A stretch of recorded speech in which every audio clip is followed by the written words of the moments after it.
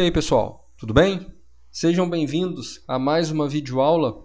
Hoje, em mais esse encontro, na nossa videoaula 24, nós vamos dar continuidade à NR18. Dessa vez, falando sobre as áreas de vivência. Quais são as áreas de vivência que a NR18 menciona? A própria NR18 traz essa resposta. No item 18.4.1, ela fala que os canteiros de obra devem dispor de instalações sanitárias, vestiário, alojamento, local de refeições, cozinha, lavanderia, área de lazer e ambulatório. Tá? Essas são as áreas de vivência que a NR18 menciona, ou seja, sempre que na norma falar, por exemplo, que as áreas de vivência devem ser mantidas em permanente estado de asseio, limpeza e higiene, ela está falando que todas essas áreas devem ser mantidas em permanente estado de higiene. Né? Detalhe que alojamento, lavanderia e área de lazer apenas quando tiverem trabalhadores alojados no canteiro de obra, ou seja, quando trabalhadores dormirem na obra, e ambulatório nas frentes de trabalho com 50 trabalhadores ou mais. Eu queria chamar a atenção para esse item que eu acabei de mencionar, que é o 18.4.1.2. As áreas de vivência devem ser mantidas em perfeito estado de conservação, higiene e limpeza. Gente, é a manutenção em perfeito estado de conservação, higiene e limpeza, inclusive as instalações sanitárias. É muito frequente a gente chegar numa obra, seja no início da manhã, seja no final da manhã, no início da tarde, no final do expediente, e o banheiro do canteiro de obra está aquela imundície. O que acaba sendo normal, ele está sujo de barro, de terra, porque o pessoal entra com a bota, aquilo está sujo e acaba sujando. Mas se fosse só a aparência de sujidade, tudo bem, mas principalmente o odor, o mau cheiro. É isso que tem que ser evitado. Né? Você pode ter um ambiente sujo, mas que não esteja fedorento. Né? Então, é a manutenção das áreas de vivência em perfeito estado de limpeza e higiene. Tá, pessoal? É muito importante, principalmente para a manutenção da saúde dos trabalhadores. Né? Vamos em frente, gente? Vamos até chamar a atenção um pouco para isso, para as instalações sanitárias.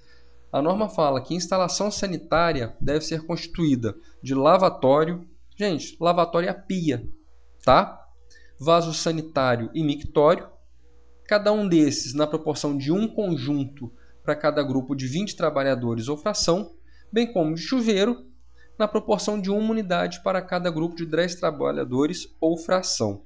Resumindo, gente, pia, vaso e mictório, um de cada para cada 20 trabalhadores ou fração. Por exemplo, se você tiver 25 trabalhadores naquela obra, né?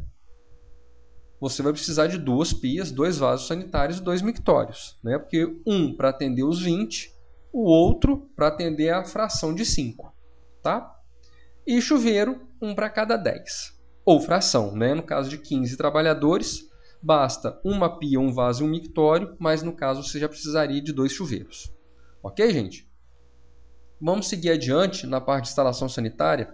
Vamos chamar a atenção para os vasos sanitários. Lógico que eu não vou abordar tudo das áreas de vivência, estou chamando a atenção só para alguns itens que são marcantes durante as fiscalizações e para aqueles itens que normalmente as pessoas não fazem algum tipo de pergunta em curso, treinamento, palestra que a gente dá, mesmo que essas perguntas sejam feitas informalmente durante as próprias fiscalizações. Tá? O que a norma fala dos vasos sanitários? Né, que os vasos sanitários devem ser do tipo bacia turca ou sifonado. Gente, bacia turca, me perguntam muito, bacia turca é isso aí, ó. A disposição dela no banheiro fica assim e ela fica nessa disposição no banheiro. No início, eu estranhava muito quando eu encontrava a bacia turca na obra, mas muita gente, muito trabalhador, já me disse que prefere a bacia turca porque acha mais higiênica, porque não tem o contato, né, da pele com o vaso sanitário, então pelo fato da bacia turca, eles consideram mais higiênico, tá? E o vaso sanitário sifonado é esse que a gente tem em casa, né? A norma vem falando também sobre o gabinete sanitário. O que é o gabinete sanitário? É o local onde deve estar instalado o vaso sanitário. Queria chamar a atenção para esse item B, ter porta com trinco interno. Gente, é muito comum a gente entrar no banheiro de um canteiro de obra e na hora tem um trabalhador fazendo suas necessidades e ele com a mão na porta assim, ó, do gabinete sanitário para ninguém entrar. Gente, é um absurdo, né? Muitas vezes você entra num canteiro de obra, em todo canteiro está escrito política de qualidade, cliente satisfeito, ISO não sei das quantas, mas a própria empresa não dá valor ao trabalhador. Não dá valor nenhum à dignidade daquele trabalhador. Inclusive foi uma queixa que eu recebi de um trabalhador durante uma fiscalização.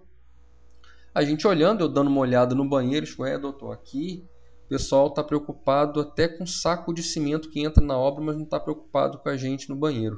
Por quê? Porque a porta, sequer tinha porta no gabinete sanitário nessa construtora, né? Então, é muito complicado, gente, essa situação, porque é uma coisa extremamente simples e num primeiro momento pode parecer irrisória, mas que no dia a dia isso fere e muito a dignidade da pessoa, tá? Um outro item, gente, é esse, ter divisórias com altura mínima de 1,80 m. Por quê? Para a gente evitar flagrantes desse tipo, gente. Vamos pensar na situação desse senhor, né, da fotografia. Ele sentiu vontade de fazer o xixi dele, né, e foi até o banheiro, né, e por uma questão de privacidade ele preferiu usar o gabinete sanitário do que o mictório. Tudo bem, ele tem essa liberdade. Onde que está a privacidade dele, gente? Essa porta aí eu fiz questão de medir, tem 1,5 m. Por isso é que é importante você ter essas divisórias entre um gabinete e outro com altura mínima de 1,5 m, 1,80 m, melhor dizendo, para respeitar a privacidade do trabalhador. Ok? Gente, são coisas que num primeiro momento, eu insisto, são simples, até porque são muito fáceis de serem regularizadas, né? Mas que a coisa vai sendo deixada de lado no dia a dia, e isso vai ferindo o sentimento da pessoa. Tá? Aí, consequentemente, você vai encontrar papel higiênico jogado dentro do vaso sanitário, você vai encontrar uma porta do gabinete sanitário toda rabiscada, você vai encontrar um trabalhador mal estimulado, produzindo menos, por conta de coisas simples, né? Vamos falar um pouco do vestiário, gente. O que eu resolvi trazer para a nossa videoaula a respeito dos vestiários? Que os vestiários devem ter armários individuais dotados de fechadura ou dispositivo com cadeado para manutenção da segurança dos bens, né, das posses dos trabalhadores, mas esse é o único item da NR18 que fala sobre armário. Então é importante que a gente vá buscar na NR24, principalmente os itens 24.211 e 24.212. Por que buscar sobre os armários de vestiário na NR24? O item 24.211 fala o seguinte, que nas atividades e operações insalubres, bem como nas atividades incompatíveis com asseio corporal, que exponham os empregados a poeiras e produtos graxos e oleosos, que é o caso da construção civil, os armários serão de compartimentos duplos. Ou seja, a NR18 mesmo não fala que o armário tem que ser duplo, mas a NR24 fala e ela tem que ser atendida, mesmo num canteiro de obra. Então, canteiro de obra, armário, vestiário, compartimento duplo. Tá? E o 24.212 ainda fala o seguinte, que os armários de compartimentos duplos terão as seguintes dimensões mínimas. A letra A, 1,20 de altura por 30 de largura por 40 de profundidade, ou opção B, 80 de altura com 50 de largura e 40 de profundidade. Como que fica isso? A opção A fica assim, né? Você tem 1,20 de altura por 30 de largura e a própria norma já diz que esse 1,20 de altura tem que ser dividido em 80 centímetros para o trabalhador guardar a roupa do uso do dia a dia e 40 centímetros para guardar a roupa do trabalho, né? E a opção B, né, seria assim, 80 centímetros de altura com 50 de largura, sendo 25 centímetros para cada uma das roupas, né? E isso aí é a parte interna. A visualização externa seria assim. Gente, eu peço desculpa estar colocando esse desenho um pouco grotesco, mas é porque eu não achei nenhuma imagem que ilustrasse isso. Tá na internet, nem nas minhas fotografias, né? As que eu achei traziam referência à construtora, então para não expor ninguém achei melhor fazer isso meio tosco do jeito que tá, mas dá para ilustrar bem. Então, o do lado esquerdo é a opção A com 1,20 de altura por 30 de largura, e a opção B é esse da imagem da direita, com 80 de altura e 50 de largura, com duas divisões de 25 centímetros. Não é ainda muito comum a gente encontrar situações desse tipo em canteiro de obra, né? Por quê? Porque muitas vezes o pessoal colocava um desse aí e entregava, só que isso não é armário, gente, isso aí é um escaninho, né? E por mais que a NR24 estabeleça essas dimensões mínimas, é muito comum, infelizmente, a gente encontrar isso. Ah, não, mas eu dou 2 armáriozinhos desses para o meu trabalhador. Então, cada um tem 2, a título de justificar o porquê da utilização desse tipo de armário, entre aspas, né? Só que isso, gente, com o passar do tempo, acaba caindo por água abaixo. Por quê? Suponhamos esse aí, que tem 20 unidades, né? Hoje você tem 10 trabalhadores, tudo bem, cada um tem 2. Né? Mas se acontecer de ingressarem mais 10 trabalhadores, muito dificilmente o empregador vai adquirir mais um armário desse. Então, consequentemente, cada um volta a ter um. O que a gente tem sugerido, né, se a empresa optar por não trocar, é sugerir fazer uma adaptação como eu já encontrei, né, nesse sentido aí. Tá? Também foi um desenho que eu fiz, tá, gente? Mas é mais para ilustrar mesmo. Algumas empresas que optaram em adaptar esse tipo de armário, eles pegaram 4 escaninhos desse, né, fizeram uma reforma, fizeram uma única área interna com uma única porta com a chave e a parte que permite a ventilação, né?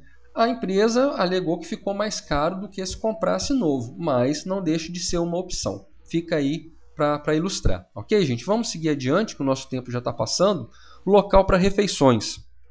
Eu quero chamar a atenção aqui que o refeitório deve ter paredes que permitam o isolamento durante as refeições, e tem uma outra utilidade essa parede também, que é o quê? É evitar que a gente encontre saco de cimento, placa de gesso, placa de cerâmica, enfim, todo tipo de ferramenta em cima das mesas do refeitório, porque está na norma, o refeitório deve ser mantido em permanente estado de higiene.